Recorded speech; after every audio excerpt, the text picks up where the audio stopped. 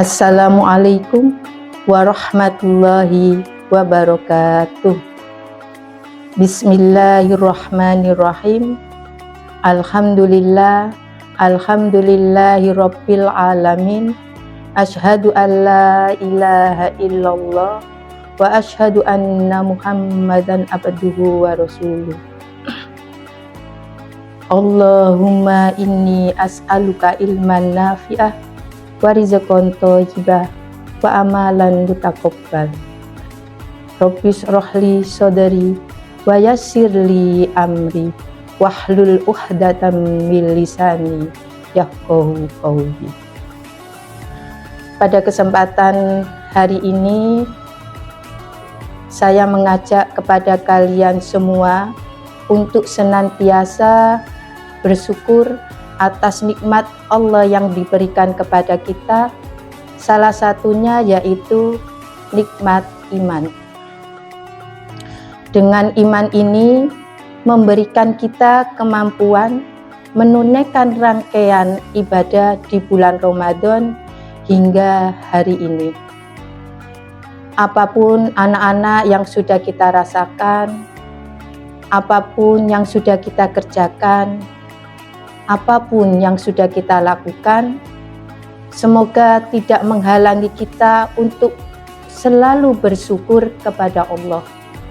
Karena dengan bersyukur, Allah senantiasa menambahkan kepada kita nikmat dalam kehidupan sehingga meringankan hisab kita di akhirat kelak. Insya Allah. Anak-anak, dimanapun kalian berada, perkenankanlah saya sedikit bercerita tentang hadirnya puasa di tengah-tengah kita.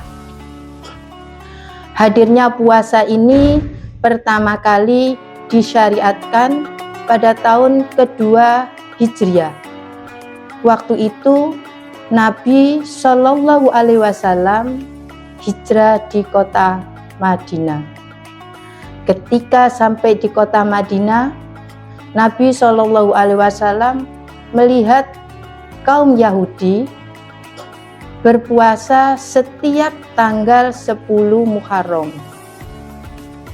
Kemudian Nabi bertanya kepada kaum Yahudi, "Kalian sedang melakukan puasa apa?" kata Nabi. Kaum Yahudi menjawab, "Kami sedang berpuasa untuk menghormati Nabi kami, yaitu Nabi Musa.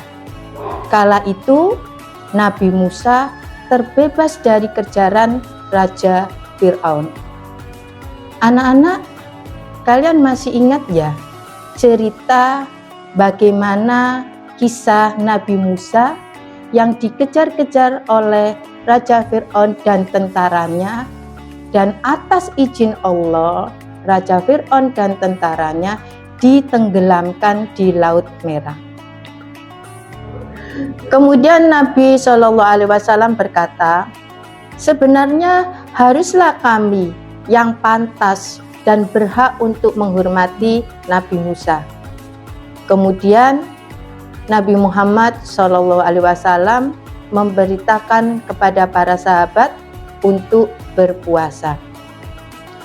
Setelah 2 tahun kemudian, barulah keluar perintah dari Allah untuk berpuasa, yaitu dengan diperintahkannya malaikat Jibril membawa firman Allah yang tersirat dalam Al-Quran surat Al-Baqarah 183.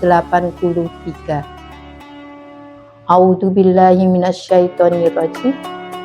Ya ayyuhalladzina amanu kutiba alaikumusyiyamu kama kutiba alal ladzina min qablikum la'allakum tattaqun.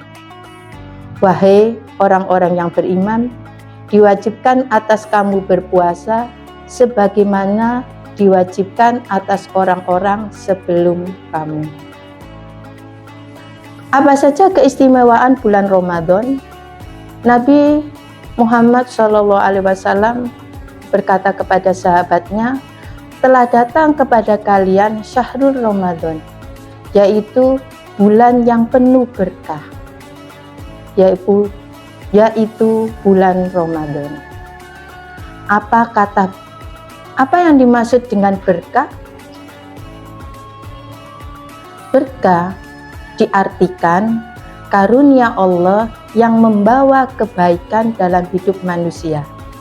Jadi, kata berkah itu meningkatnya hal-hal baik dalam diri manusia dan selalu konsisten untuk dilakukan dalam kehidupan sehari-hari. Kata berkah juga diartikan meningkatnya nilai-nilai kebaikan. Jadi anak-anak, jikalau di bulan Ramadan ini atau setelah bulan Ramadan ini, dalam hidup kita, dalam keseharian kita,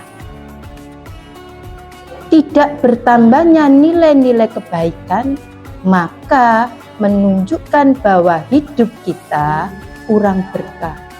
A'udzubillah minal.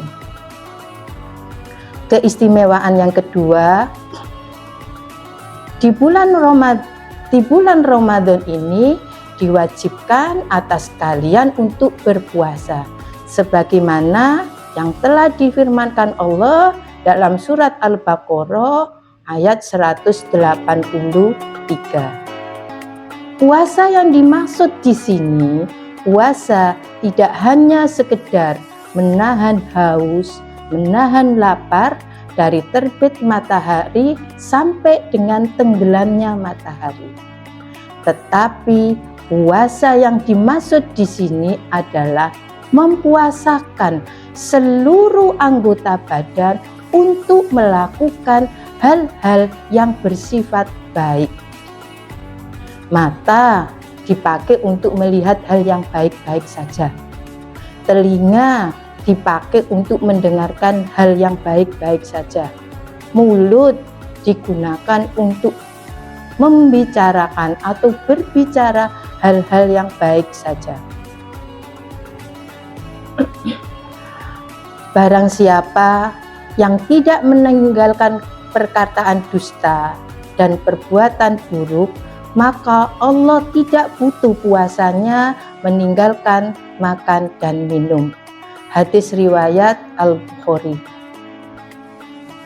Hadis ini menegaskan kepada kita bahwa puasa sejati adalah puasa yang bisa menjaga lisan, bisa menjaga sikap, bisa menjaga perilaku, menahan emosi, menjauhi ghibah, berkata jujur adalah bagian dari amalan-amalan di bulan Ramadan. Selain itu, dalam Al-Baqarah 183 mengisyaratkan kepada kita bahwa tujuan utama puasa tidak sekedar menahan lapar dan haus, tetapi dalam puasa membentuk ketakwaan. Maka puasa harus diiringi dengan amalan-amalan kebaikan lainnya yang membawa kita agar nilai takwa itu benar-benar terwujud. Keistimewaan yang ketiga di bulan Ramadan adalah dibukanya pintu-pintu surga dan ditutupnya pintu-pintu neraka. Selain itu, di bulan Ramadan ada salah satu malam yang nilai kebaikannya lebih baik daripada 1000 bulan, yaitu malam Lailatul Qadar. Anak-anak, begitu besarnya Allah memberikan kita keistimewaan di bulan Ramadan. Apakah kita sia-siakan itu? Apakah kita biarkan Ramadan itu berlalu dengan kita melakukan hal yang sifatnya biasa-biasa saja? Sungguh amat sayang, sungguh amat rugi jika kalian di bulan Ramadan ini tidak menambah kebaikan, tidak menambah amalan-amalan, tidak menambah atau merubah cara beribadah kita kepada Allah. Lalu bagaimana cara kita memaksimalkan ibadah kita di bulan Ramadan? Nabi kita Muhammad SAW mencontohkan kepada kita bagaimana beliau mengisi hari-harinya selama bulan Ramadan dengan amalan-amalan ibadah yang sungguh luar biasa. Yang pertama, di bulan Ramadan Nabi senantiasa meningkatkan ibadah sholatnya. Di sini ada kata meningkat yang berarti bertambahnya aktivitas kita dalam beribadah, khususnya sholat. Sholat yang kita kerjakan di bulan Ramadan tidak hanya sholat yang bersifat fardu, tetapi sebaiknya ditambah dengan sholat-sholat yang bersifat sunnah. Apa itu?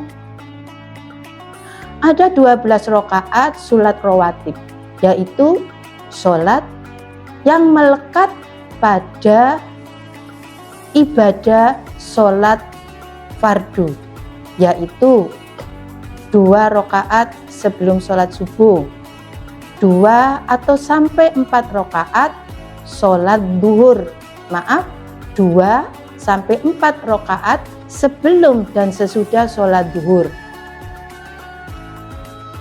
Kemudian 2 rakaat sesudah sholat maghrib dan sholat isya. Ada sholat sunnah duha yang dilakukan bisa di awal duha yang biasa dikenal dengan sholat suruk, atau sholat duha yang dilakukan di pertengahan waktu duha, yaitu sekitar jam 9 sampai dengan jam 10 yang bisa kita lakukan sebanyak 2 rakaat. Apa manfaatnya ketika kita melakukan sholat duha di pertengahan waktu duha? Manfaatnya yang pertama, sholat duha bisa menghambat datangnya musibah. Manfaat yang kedua, berfungsi mengganti seluruh zikir dalam tubuh. Dan ada sholat duha yang dikerjakan di akhir waktu duha sekitar jam 10 sampai dengan jam 11 siang, dilakukan sebanyak 2 atau 4 rakaat. Fungsinya untuk apa? Sholat duha yang dilakukan di akhir duha maka berfungsi untuk mempermudah datangnya rezeki. Amalan yang kedua yang sering dilakukan oleh Nabi kita Muhammad SAW di bulan Ramadan adalah beliau selalu dan meningkatkan bacaan Al-Qur'annya. Surat Al-Baqarah 185 Allah berfirman, A'udzubillahi minasyaitonirrajim. Bismillahirrahmanirrahim. Syahrul Ramadhanal ladzi unzila fihil Qur'anul hadal linnas. Bulan Ramadan adalah bulan yang di dalamnya diturunkan Al-Qur'an sebagai petunjuk bagi manusia. Karena itu, memperbanyak membaca, memahami, mengamalkan Al-Qur'an menjadi amalan yang sangat dianjurkan. Walaupun hanya beberapa ayat setiap hari, jika dilakukan dengan istiqomah dan penuh keikhlasan, insya Allah bernilai besar di sisi Allah. Lalu, bagaimana cara kita berinteraksi dengan Al-Qur'an? Ada 3 cara yang telah dicontohkan oleh Nabi kita Muhammad SAW. Yang pertama, kita bisa membaca Al-Quran seperti yang dikenal dengan istilah qiraah. Bagi kalian yang belum bagus bacaan Al-Quran, diperintahkan ketika membaca ada seseorang yang membimbing kalian, sehingga seseorang ini bisa membetulkan bacaan kalian. Dalam belajar Al-Quran, anak-anak, kita tidak perlu malu. Allah akan memberikan 10 kali 2 pahalanya ketika kita mau belajar membaca Al-Quran. Yang pertama, pahala baca ayatnya 1 huruf diberi 10 kebaikan atau 10 pahala, dan bacaan terbata-bata, nilai kesungguhan kalian dalam membaca Al-Quran, nilai kesungguhan kalian ketika belajar Al-Quran, Allah juga memberikan pahala. Dari sini memberikan kesan bahwa ketika membaca Al-Quran bukan berapa banyaknya yang harus kita hatamkan, tetapi Allah lebih mementingkan kualitas bacaannya. Tapi bagi kalian yang sudah bagus bacaannya, maka buatlah perencanaan di bulan Ramadan untuk bisa menghatamkan Al-Quran tersebut. Kalian bisa berencana menghatamkan Al-Quran, misalnya pakai metode one day one juz. 1 juz itu 10 lembar anak-anak, maka kalian bisa setiap habis sholat fardu atau sebelum sholat fardu 2 lembar itu bisa kalian baca. Insya Allah dalam 1 bulan, di bulan Ramadan ini, kalian bisa menghatamkan 1 kali khatam. Bagi yang sudah bagus bacaannya, kalian bisa menghatamkan lebih dari 1, 2, 3, atau 4. Yang kedua, kita bisa berinteraksi membaca Al-Quran dengan mengkaji isinya, atau yang biasa dikenal dengan tilawah. Yang ketiga, kita bisa menghafalkan Al-Quran jika memungkinkan, disertai dengan memahami isinya, atau yang biasa kita kenal dengan tahfidz Al-Quran. Anak-anakku sekalian, apa sih manfaatnya membaca Al-Quran?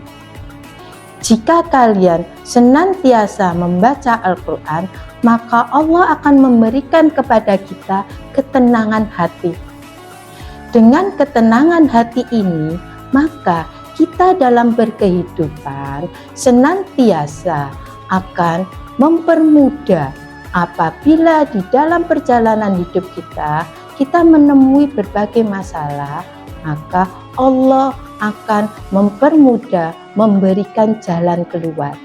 Karena hati kita sudah merasakan ketenangan, apapun masalah yang ada di hadapan kita, maka akan kita hadapi dengan penuh ketenangan. Amalan yang ketiga yang sering dilakukan oleh Nabi kita Muhammad Sallallahu Alaihi Wasallam yaitu bersedekah atau infak. Rasulullah adalah orang yang paling dermawan, dan beliau lebih dermawan lagi pada bulan Ramadan. Hadis ini diriwayatkan Bukhari dan Muslim. Diumpamakan anak-anak, di bulan Ramadan ini kita bersedekah 1 biji kurma dan seteguk air, maka Allah akan membalas pahalanya sama seperti orang yang berpuasa, dan Allah tidak sedikit pun mengurangi pahala tersebut. Sedekah tidak hanya berupa harta. Kita di bulan Ramadan ini bisa bersedekah dalam bentuk tenaga. Apa contohnya? Menyiapkan takjil di bulan Ramadan, menyiapkan sahur di bulan Ramadan, membantu merapikan shaf ketika kita sholat tarawih, membantu merapikan sandal para jamaah yang ada di masjid atau musola, berkata dengan baik, tersenyum kepada semua orang atau sesama orang, itu termasuk sedekah yang bernilai ibadah. Anak-anak, demikianlah yang dapat saya sampaikan dalam program Tadabbur Ilmu Jelang Ramadan SMP Muhammadiyah 1 Gresik. Sebagai penutup, mari kita jadikan Ramadan sebagai momentum perubahan diri dari yang lalai menjadi peduli, dari yang biasa menjadi yang luar biasa. Semoga Allah menerima puasa kita dan seluruh amalan kita, serta menjadikan kita hamba-hamba yang selalu bertakwa. Terima kasih. Wassalamualaikum warahmatullahi wabarakatuh.